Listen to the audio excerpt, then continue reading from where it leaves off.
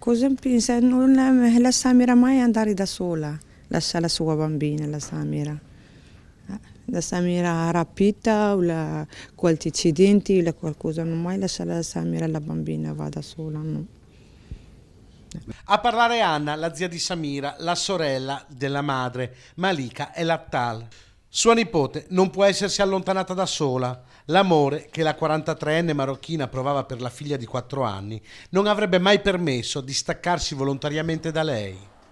Parla la zia dopo che la madre è arrivata dal Marocco. La mamma di Samira non è in casa, ci dice, forse per proteggerla dagli obiettivi delle telecamere.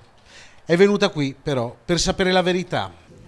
E lei è sempre coinvolta, piange, vuole vedere la verità di sua figlia, speriamo. La mamma anche lei non lo sa niente, è arrivata adesso qua in Italia, vuole vedere la verità di sua figlia e basta. Vediamo. Ecco, il marito come sta? Il marito qua, normale, con lei è arrivata per sua figlia a vedere la verità. La signora Malika è una delle ultime persone ad aver parlato con Samira.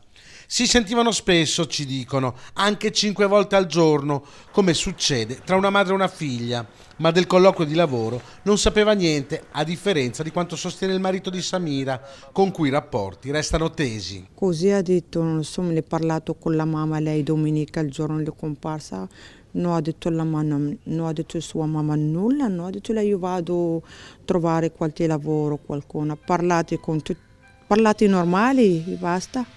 La mia sorella lunedì sera ha saputo di queste cose, sua figlia comparsa. Suo marito le ha detto andare a cercare il lavoro, è andata a cercare il lavoro, sua mamma non lo sa niente. Resta solo la tristezza e una certezza, una mamma non torna a casa dal 21 ottobre.